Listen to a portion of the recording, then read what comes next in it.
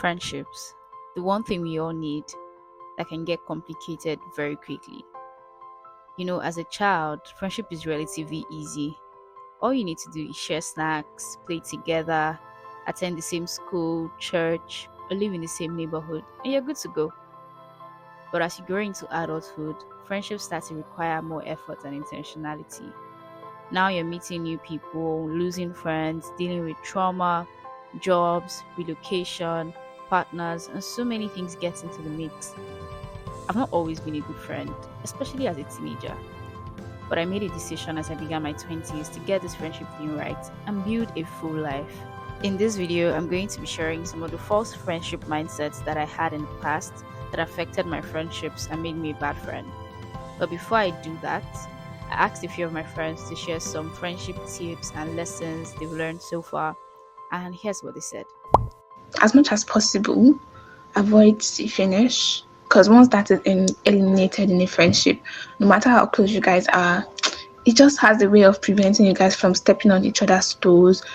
You guys tend to respect each other's boundaries by default. That way, unnecessary fights, arguments will be avoided, and even when issues come up, you guys are prone to solving it amicably and reasonably. I think friendship really teaches trust. Yeah, it makes you believe that there are actually people in the world that you can trust, you can share things with, you can share your secrets with, you can share your insecurities with, you can share your goals and dreams with.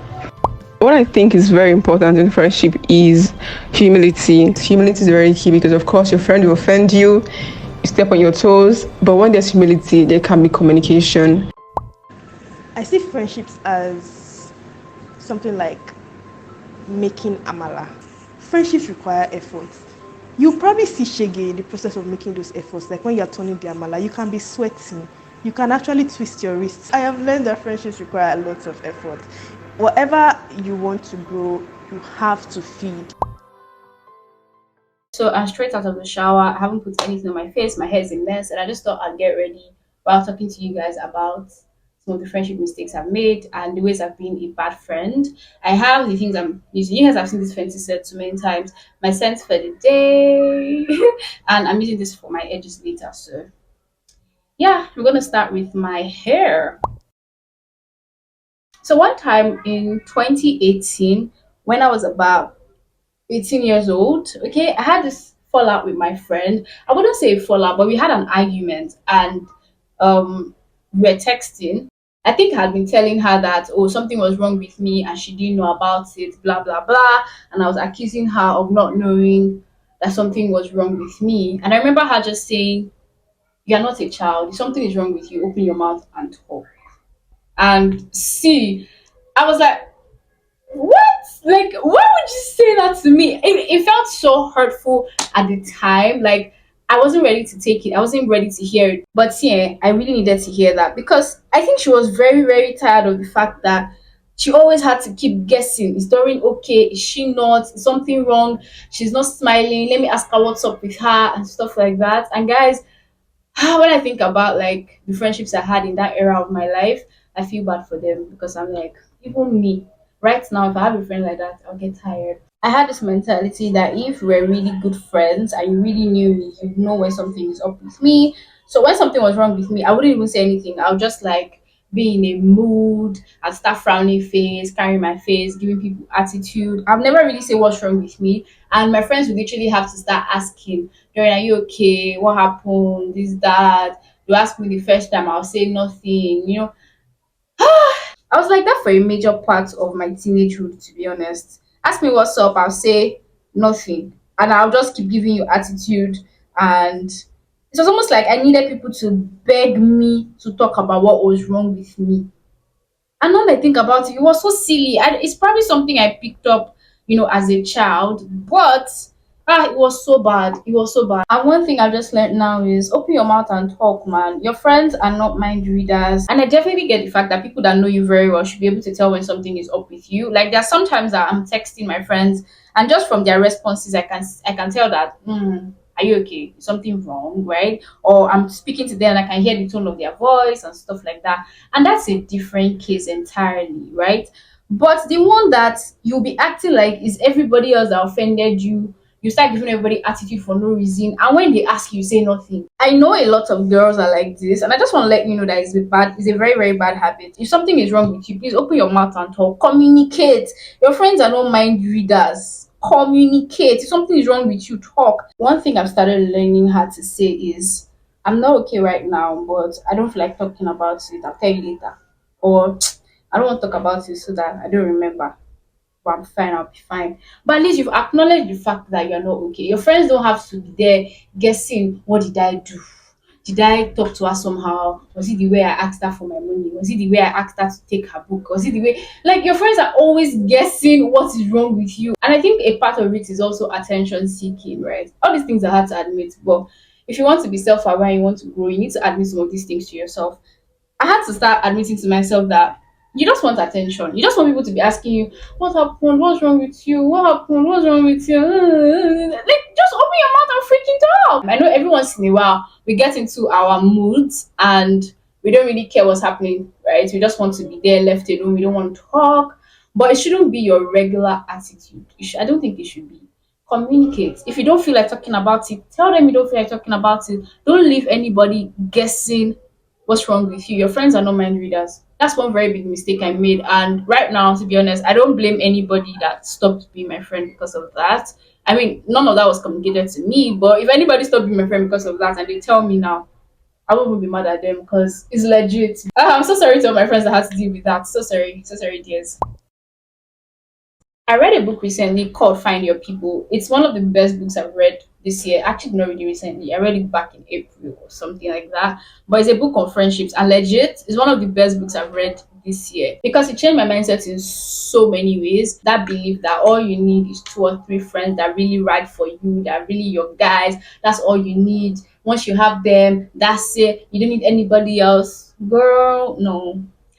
I mean, at first, I used to think like this. I used to think like this as last year and beginning of the year, but my mindset has changed so much right now. I don't think it's fair to put the burden or to put the expectations of 10 people on two or three people. I know that, yes, your inner circle doesn't have to be made up of so many people. All you need is like two or three close people, two or three people that will really ride for you, yada yada yada. But you need more than that. Okay, you community is more than two or three people. I think that's something that I had to learn, and I'm still learning, to be honest. Like, community is more than two or three people because the thing is, when you have only two or three friends that really ride for you, you get disappointed a lot. And let me tell you why. Because your friends are human beings and they have limitations. Okay. So it's either you're always expecting things from them that they can't do, or you're putting too much on them and they're getting exhausted and tired, right? So I believe that all our friends, everybody actually has like their strengths and weaknesses and areas that they just shine in. For example, I have a friend that when it comes to like planning events, like your birthday or you want to do something, she's so good at it. Like, she's so good at it. She'll tell you, oh, let's do this. I'll call this person, I'll do this, I'll do this. Like, our brain is just thinking fast, like, let's do this. She's good at it, right? And I have friends that on their birthdays, you have to beg them that, please now, please do something, please don't just wear anyhow clothes, please. Do you get? If I want to plan my birthday, for example, I'm not going to expect my friend that used to beg her on her own birthday self to behave herself, to carry it on her head and start shouldering responsibilities and telling me, oh, let's do this, giving me ideas up and down. She can do that, but like, I won't put that kind of expectation on her, right? I rely more on the person who has strength in that area. That's what I'm trying to say. And it's something I really, really had to learn, right? Because I'd find myself expecting too much from certain people, expecting too much from my friends, and expecting that there'll be this, there'll be that, there'll be this, they'll plan, they'll encourage, they'll be funny, they'll want to go out, they'll want to pray, they'll want, it's just unrealistic because like even me, I have limitations. And so when you learn that you yourself have limitations, you understand that other people have limitations as well, and they don't have to fit every single role in your life. It's just not realistic. I'm going to read a quote from the book I talked about, and she said, we wait for those perfect few friends to come along, and when they do, we look for them to play so many roles in our lives. We look to them to be everything to us.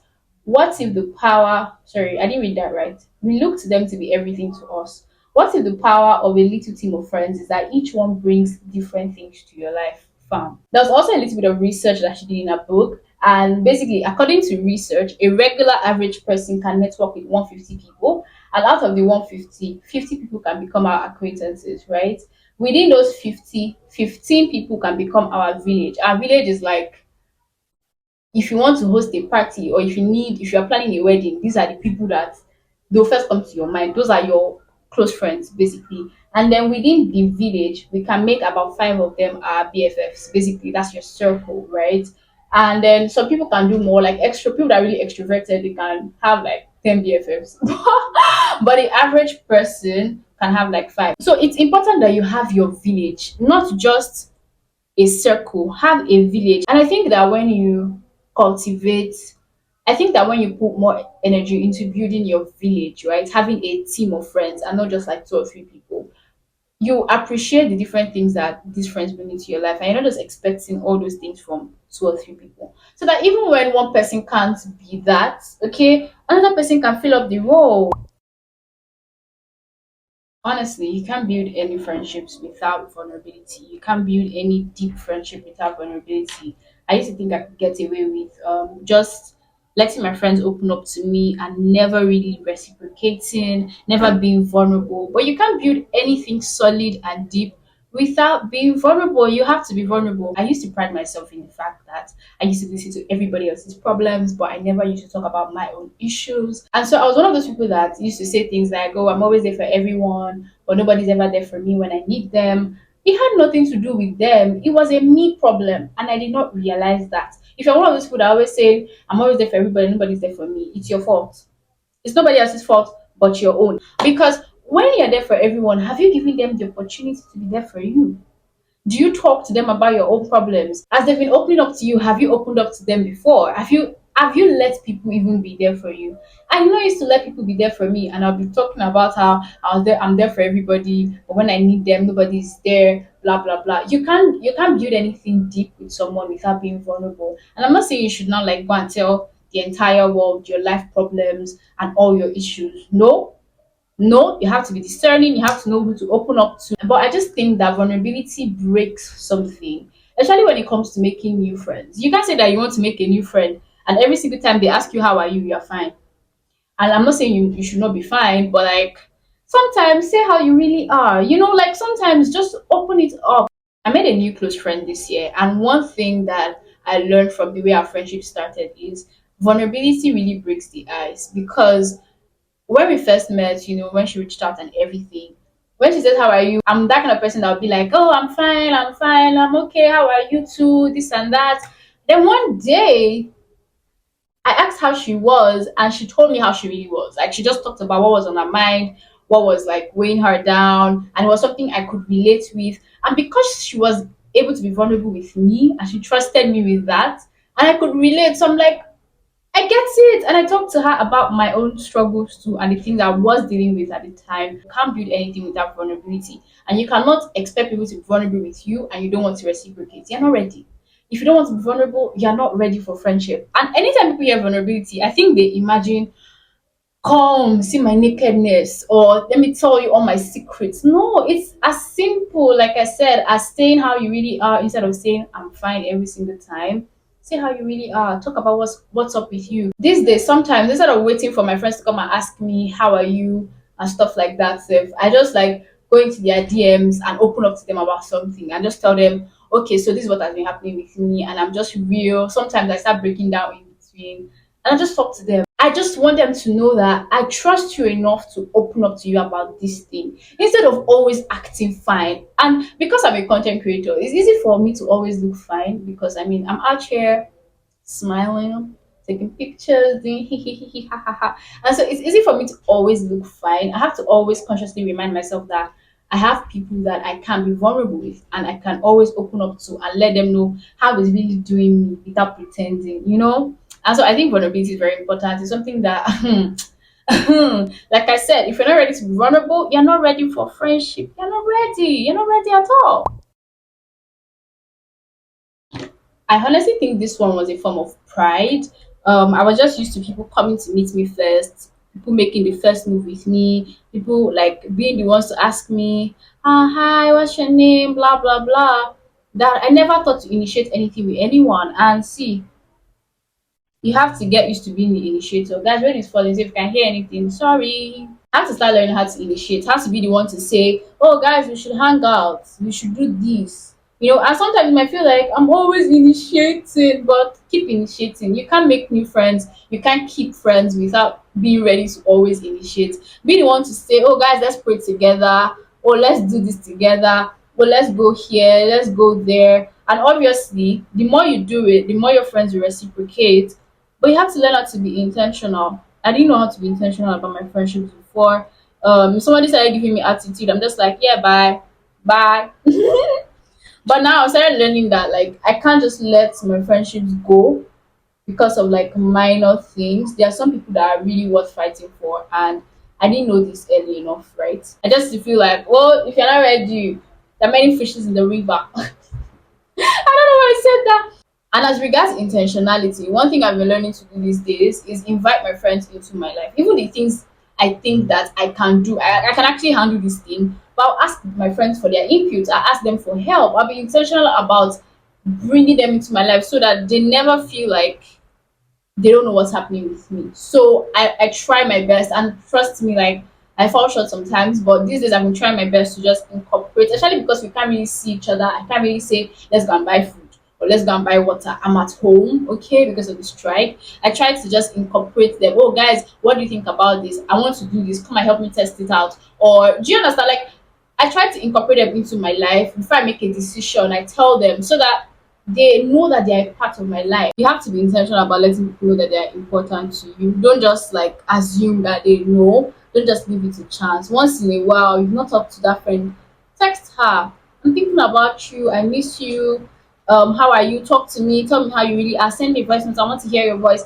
All those simple things. And like I said, guys, will not always be perfect, but sometimes your friends will see your efforts, and that's just the truth. Woo! Ding, ding, ding, ding. I love my perfume so much.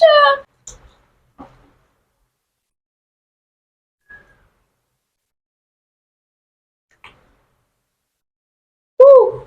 So, guys, that's it about friendships for me. These are some of the mistakes that I made, and I don't want you to make those mistakes, okay? These are the ways that I've been a bad friend before, and the things I'm working on or I have worked on already. And I really like talking about friendships because I think friends are just so important, and it's very easy to mess them up. It's something I've not always gotten right. And in my teenagehood, I messed it up a lot, okay? And I've just become more intentional about it right now. And trust me, sometimes it's hard. Sometimes I'm like, ugh, do I really have to text her first? Do I really have to check on her? Do I really want to initiate again? I don't want to chop L. Like sometimes I have those moments I'm like, I'm not interested. Everybody carry your wallet and go.